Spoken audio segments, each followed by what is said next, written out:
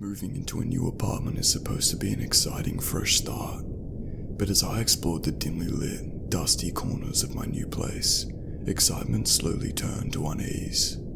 The landlord had mentioned nothing about this place having a hidden room, yet there it was, tucked away behind a rickety bookshelf in the living room. I discovered it by accident as I attempted to shove the heavy bookshelf against the wall. The wall suddenly gave away with a soft click, and the bookshelf swung open to reveal a narrow, dimly lit corridor. A chill ran down my spine as I realized I was peering into a hidden room. Curiosity got the best of me, and I cautiously stepped inside. The room was small and claustrophobic, filled with the musky scent of old wood. The dim light revealed a room covered in dusty cobwebs and furnished with ancient-looking furniture draped in tattered sheets. The air felt heavy, like it hadn't been disturbed in years. As I scanned the room, my eyes locked onto a large, ornate mirror that stood against the far wall. Its surface was tarnished and cracked, but it still reflected my own pale face back at me. I couldn't help but shiver, feeling a sense of foreboding. The mirror seemed out of place, like it didn't belong in this forgotten room. Suddenly, I heard a faint whisper, a hushed voice barely audible over the creaking of the old floorboards. "Help me," it pleaded, the words carrying a chilling desperation. My heart raced, and I spun around, scanning the room for the source of the voice. There was no one there, but the feeling of being watched intensified. The room seemed to close in around me, and the air grew colder. A sense of dread washed over me, and I realized that I was not alone in this hidden room. Whatever was in here with me was not empty, and I had a sinking feeling that I was about to uncover something far more sinister than I could have ever imagined. The whisper lingered in the air, echoing through the room like a haunting melody. My breath quickened, and I struggled to control my racing thoughts. I had to be imagining things, I told myself. There was no logical explanation for a voice in this abandoned hidden chamber. But as I stood there, paralyzed by fear, the room seemed to come alive with a malevolent energy. Shadows danced in the corners, and the dust motes swirling in the dim light took on an eerie quality. It was as though the very walls of this hidden room were pressing in on me, suffocating me with their secrets. I moved closer to the mirror, its cracked surface reflecting my terror-stricken expression. My hand trembled as I reached out to touch it. My fingers made contact with the cold glass, and I could feel a strange energy emanating from it, like a faint, pulsating heartbeat. The whisper came again, louder this time, and it seemed to be coming from behind the mirror. I couldn't see anything there, but I knew I had to investigate. With trembling hands, I gripped the edges of the tarnished frame and pulled the mirror away from the wall.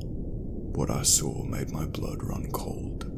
Behind the mirror was a hidden alcove, and within it, a small, decrepit wooden crib. Inside the crib lay a doll, its porcelain face cracked and mottled with age.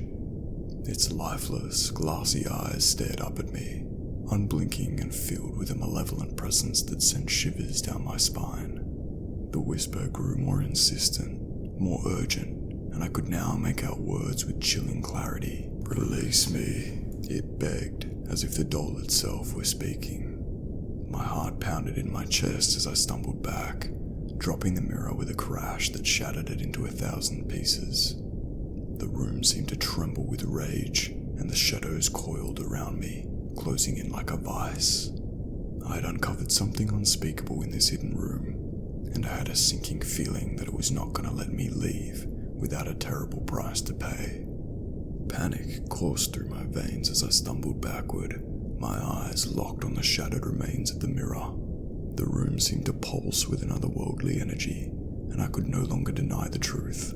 I had awakened something sinister, something trapped within this hidden room. The voice, now no longer a whisper but a haunting, anguished wail, reverberated through the chamber. "Release me. Free me from this torment," it pleaded, its words a desperate plea that echoed in my mind. I had to escape. My footsteps faltered as I turned to leave, but the room had other plans. The narrow corridor that led to the hidden chamber had disappeared, replaced by a solid wall. Panic clawed at my chest as I pounded on the wall, desperately searching for an exit. Then, from the darkness of the hidden room, a shape began to materialize. It was a figure, shadowy and indistinct, but it radiated malevolence. The shape moved closer, revealing itself to be a grotesque, twisted form that defied description. Its eyes, pools of infinite darkness, fixed on me with a hunger that sent shivers down my spine. With every step the entity took, the room seemed to grow colder, the air thick with dread. I was trapped, and I knew I had to confront this malevolent force head-on. But what could I do against something so otherworldly, so utterly evil?